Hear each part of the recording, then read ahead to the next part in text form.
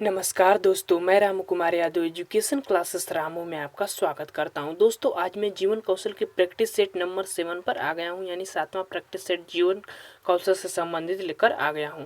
इससे पहले मैंने 6 प्रैक्टिस सेट बनाया, उसको अपलोड कर चुका हूं, तो उस वीडियो को भी आप देखिएगा। उसके बाद इस वीडियो को देखिएगा।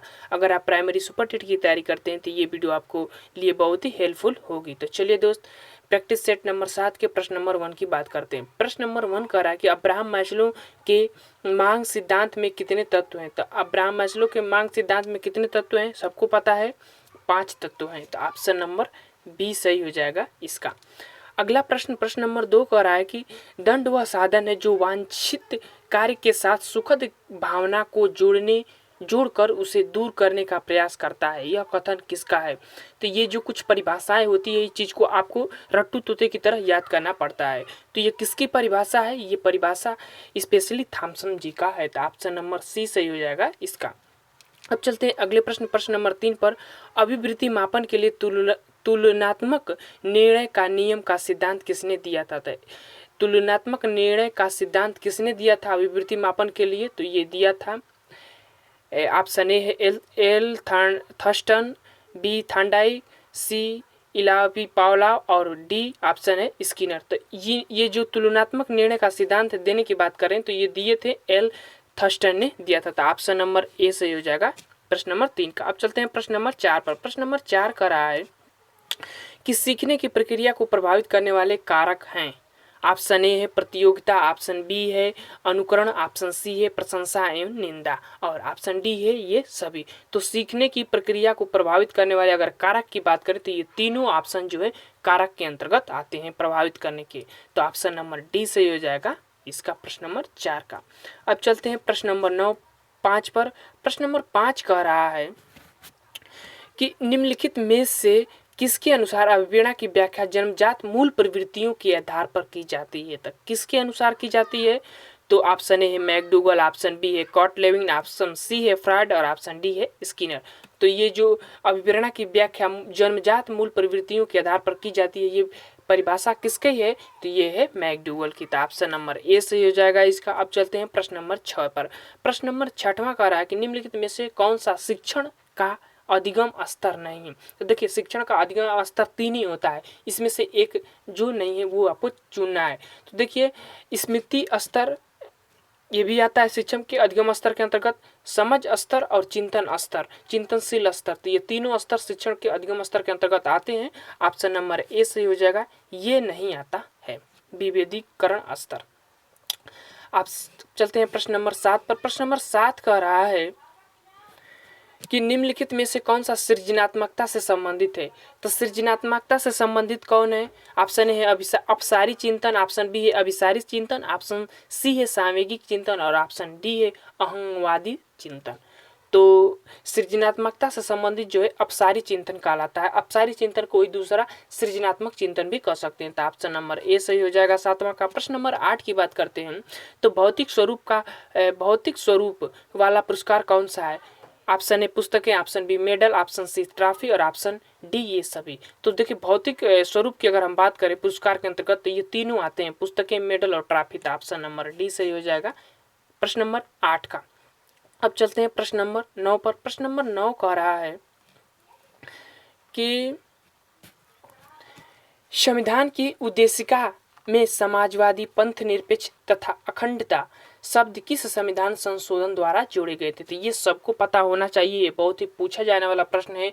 42वें संविधान संशोधन सन 1976 में इसको जोड़ा गया था। तो ऑप्शन नंबर ए सही हो जाएगा, हमारा पहला ऑप्शन ही मिल रहा है। प्रश्न नंबर 10 की बात करते हैं। यूनिसेफ के अनुसार जीवन कौशल किस प्रकार का है। तो जीवन कौशल किस प्रकार का है यूनिसेफ के अनुसार। ऑप्शन ए मनो सामाजिक कौशल, ऑप्शन बी पारस्परिक कौशल और ऑप्शन सी दोनों और ऑप्शन डी इनमें से कोई नहीं। तो देखिए, यूनिसेफ के अनुसार अगर जीवन कौशल की बात करें तो मनो सामाजिक कौशल और पारस्परिक कौशल दोनों आता है। तो ऑप्शन नंबर सी सही हो जाएगा प्रश्न नंबर 10 का। अब चलते हैं प्रश्न नंबर 11 पर। प्रश्न नंबर 11 कह रहा है कि ऐसी भावना जो देश के सभी नागरिकों को संगठित होने के लिए प्रेरणा देती है वो क्या कहलाती है। ऑप्शन ए राष्ट्रीय एकता, ऑप्शन बी सामाजिक बंधुता, ऑप्शन सी जातीय एकता और ऑप्शन डी धार्मिक एकता। तो ऐसी भावना जो देश के नागरिकों को संगठित होने के लिए प्रेरणा देती है उसको हम कहते हैं राष्ट्रीय एकता। ऑप्शन नंबर ए सही हो जाएगा प्रश्न नंबर 11 का। अब चलते हैं प्रश्न नंबर 12 पर। प्रश्न नंबर 12 कह रहा है शिक्षक का व्यवहार होना चाहिए। शिक्षक का व्यवहार कैसा होना चाहिए? तो शिक्षक का व्यवहार की अगर हम बात करें तो ऑप्शन ए है शिक्षाप्रद, ऑप्शन बी है प्रशंसात्मक, ऑप्शन सी है आदर्शवादी और ऑप्शन डी है निर्देशात्मक। तो शिक्षक का व्यवहार होना चाहिए वो कैसा होना चाहिए? आदर्शवादी व्यवहार होना चाहिए। तो ऑप्शन नंबर सी सही हो जाएगा 12 का। अब चलते हैं प्रश्न नंबर 13। प्रश्न नंबर 13 कह रहा है कि व्यवसाय तथा संसाधनों के संदर्भ में उपलब्ध संसाधनों एवं संसाधनों का दक्षतापूर्वक एवं प्रभावपूर्ण तरीके से उपयोग करते हुए कार्यों में समन्वय स्थापित करना क्या कहलाता है? तो ये जो व्यवसाय तथा संस्था के संदर्भ में उपलब्ध संसाधनों एवं संसाधनों का दक्षतापूर्वक एवं प्रभावपूर्वक तरीके से उपयोग करते हुए कार्यों में समन्वय करना स्थापित करना वो कहलाता है प्रबंधन। तो ऑप्शन नंबर इसका पहला ही सही हो जाएगा 13 का।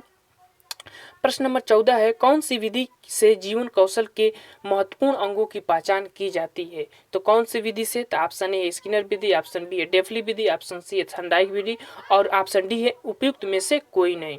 तो जीवन कौशल की अगर पहचान की बात करें तो वो डेफली विधि से किया जाता है डायरेक्टली। तो ऑप्शन नंबर बी सही हो जाएगा इसका 14 का। अब चलते हैं प्रश्न नंबर 15 पर। प्रश्न नंबर 15 कह रहा है कि मास्लो के अभिप्रेरणा सिद्धांत को क्या कहा जाता है? तो मास्लो के अभिप्रेरणा सिद्धांत को क्या कहा जाता है? ऑप्शन आप लोगों के सामने है और हमें तो इसका उत्तर डायरेक्टली मिल रहा है कि आवश्यकता का सिद्धांत इसको कहते हैं। मास्लो के अभिप्रेरणा का सिद्धांत को दूसरा नाम कहा जाता है। तो ऑप्शन नंबर बी सही हो जाएगा इसका प्रश्न नंबर 15 का। अब चलते हैं प्रश्न नंबर 16 पर। प्रश्न नंबर 16 कह रहा है कि विद्यालयों एवं स्कूलों में किस प्रकार का दंड दिया जाता है? तो विद्यालयों एवं स्कूलों में किस प्रकार का दंड दिया जाता है? ऑप्शन आप लोगों के सामने है। ऑप्शन ए है प्रतिशोधात्मक, ऑप्शन बी है प्रतिबंधात्मक और ऑप्शन सी है सहयोगात्मक, ऑप्शन डी है नैतिकात्मक। तो जो स्कूलों एवं विद्यालयों में जो दंड का प्रावधान है प्रकार है वो दिया जाता है प्रतिबंधात्मक, यानी पहले से बंधित होता है। तो ऑप्शन नंबर बी सही हो जाएगा इसका प्रश्न नंबर 16 का। अब चलते हैं प्रश्न नंबर 17 पर। प्रश्न नंबर 17 में दो युक्तियां हैं। पहली युक्ति है कि अभिवृत्ति व्यक्ति को किसी विशिष्ट उद्दीपक के प्रति विशेष प्रक्रिया व्यक्त करने को प्रोत्साहन करती है, एकदम सही बात है। आप दूसरा है युक्ति की अभिवृत्तियां व्यक्ति के अपने व्यक्तित्व और वातावरण की संयुक्त अंतःक्रिया का परिणाम होता है। तो ये भी अभिवृत्ति से संबंधित एकदम क्लियर बात है, सही बात है। अब आपको ऑप्शन चुनना है। अब चलते हैं ऑप्शन पर। ऑप्शन पर जाने के बाद दिखता है कि ऑप्शन ए का केवल 1 केवल बी और दूसरा बी वाला केवल बी और सी वाला 1 तथा दोनों। तो ऑप्शन नंबर दोनों सही हो जाएगा क्योंकि दोनों सत्य बात कही गई है। ठीक, अब चलते हैं प्रश्न नंबर 18 पर। प्रश्न नंबर 18 की अगर हम बात करें तो प्रश्न नंबर 18 कह रहा है कि किस विद्वान का कथन है कि प्रोत्साहन छात्र के मन में रुचि उत्पन्न करने की कला है? ये किस विद्वान ने कहा था? तो ये कुछ परिभाषाएं डायरेक्टली आपको याद करनी पड़ती है। तो ऑप्शन ए है लूथर, ऑप्शन बी है थॉमसन, ऑप्शन सी है थॉर्नडाइक, ऑप्शन डी है पावला। तो ये जो परिभाषा की अगर बात करती है थॉमसन की परिभाषा है, ऑप्शन नंबर बी सही हो जाएगा ये।